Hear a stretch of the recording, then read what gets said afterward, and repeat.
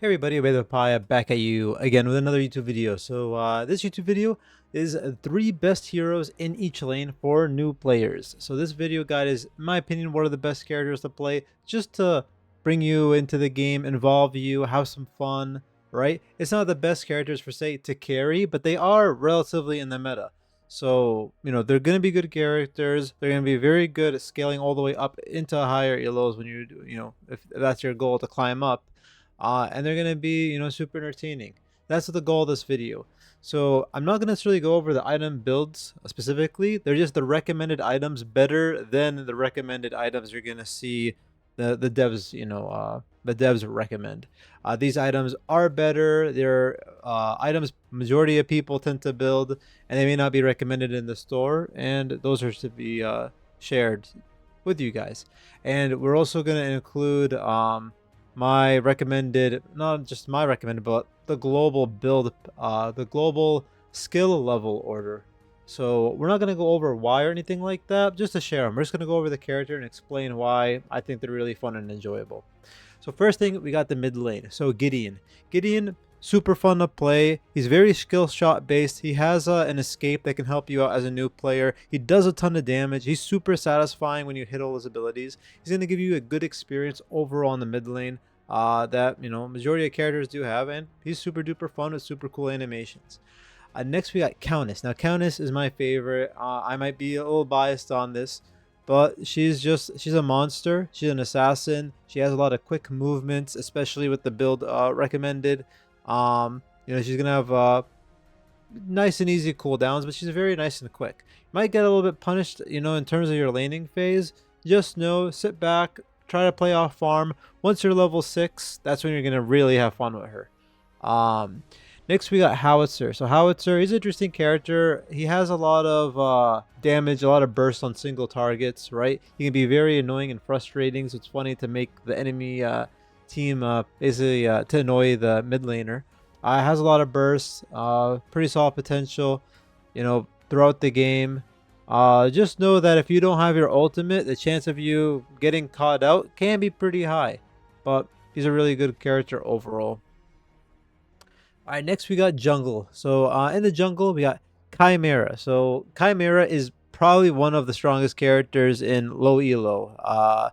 He has sustain, a ton of damage. He's a very aggressive character. It's literally W key. His entire kit is about running into people and just doing a ton of damage.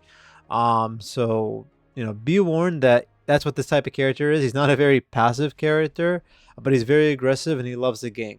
So that's good for the new players that's learning jungle. And his clear is very nice. Rampage. Rampage is a pretty interesting kit. He has a long range stun, so it kind of enters that whole like global presence with his Q. He has ability to basically get a lot bigger, able to tank a lot, take over the map. He's a pretty interesting character with a non lock on based leap. Next is Fang Mao. So I had to add Fang Mao into it because he's an assassin. Me, I'm a fan of assassins. I like the quick gameplay. I know a lot of people, they like the quick gameplay.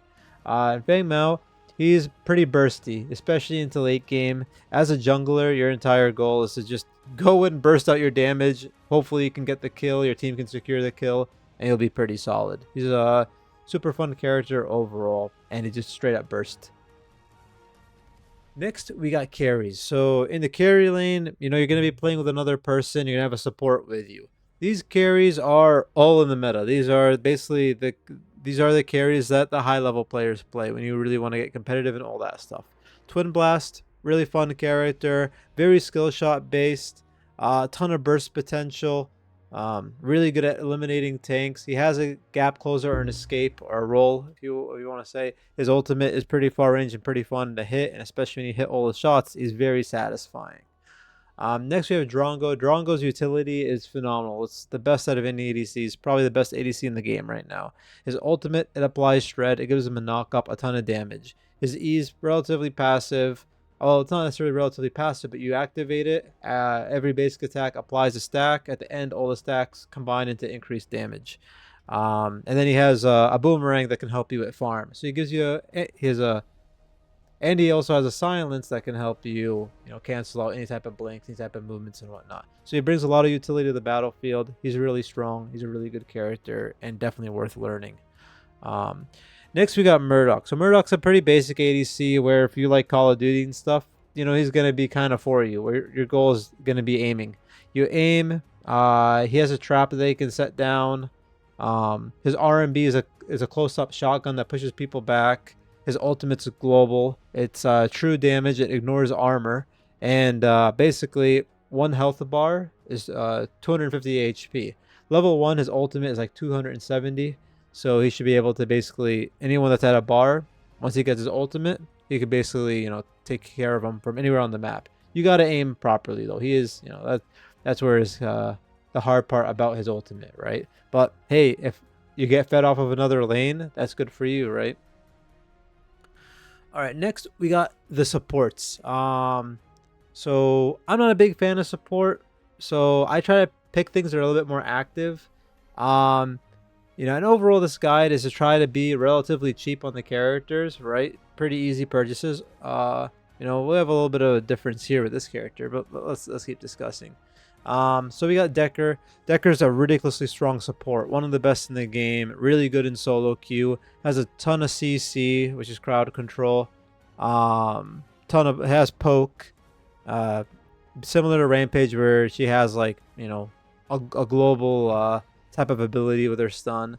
So she's ridiculously strong. She's gonna apply a lot of pressure for the carry. She can be really fun to play as well for support. And it's a good time.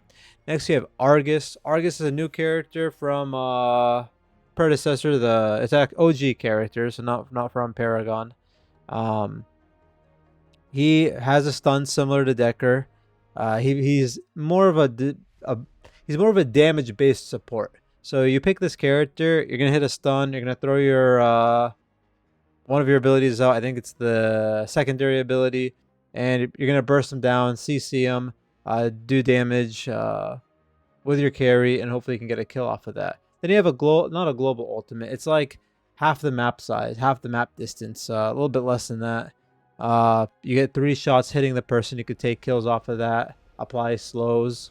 He's a pretty solid character, and he's very fun to play.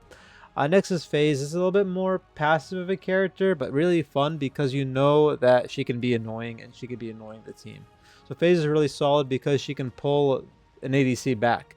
Granted, you could troll your team, by pulling the wrong person, pulling them back at the wrong time, pulling them back during a flash, so it's like situational, kinda, in terms of her pull. But she's a really strong support. She provides heals. She has a root that has very far distance to set up for junglers. She's overall a good support to have. Be warned that as a support, you may not even touch your 4th or 5th item at all majority of your games. So next we got the Offlane. So Offlane, Greystone. Greystone, relatively boring and simple in the beginning, but once he gets his ultimate, it becomes very fun. He's pretty relatively complex, right? Because he could get a little punished, but that's as you get into higher level play. But he does a lot of damage. He has a second life. He's very annoying. And he just feels like he can kind of command the battlefield in a way. So I enjoy playing that character a lot when I'm in the Offlane.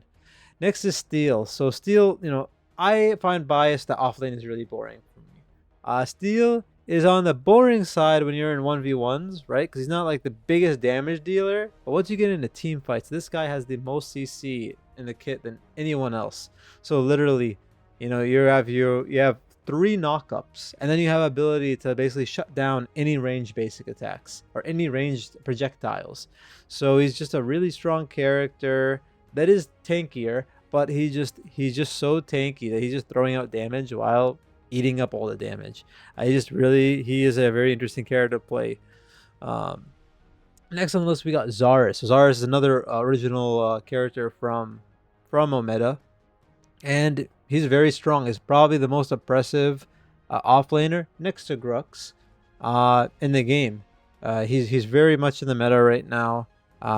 He has a ultimate that basically sets up a dome, or basically like a barricade to prevent anyone from exiting it unless they use their flash or some sort of like big gap close. You can't really leap from it. It's a very tall distance. and he's basically like, you know, he's a big fighter more than like a bruiser. You know, he does build bruiser, but he's like a very big fighter, and he's very oppressive in the off lane. He's gonna be expensive though. That's the only con, you know. But you can also play him in the jungle, which is one of the benefits. And that's the same thing with Argus. Actually, Argus is also a mid laner, so you can always think of him. You're getting that character for 2 roles possibly. Um, all right, and that's it. So those are my opinions on what I would say are, you know, what I would say are pretty fun characters. Now, once again, there are better characters. I mean, not better characters per se. There are characters that are enjoyable. They're all pretty good. But these characters are pretty much in the meta if you do want to get competitive, and they're good. I would say starting points, to try out Predecessor. If I had someone asking, I want to play Predecessor, what do you do? These are the characters I personally would recommend, right? They're not necessarily too complex and too boring, and so, you know, and they're very fun and they can be very engaging.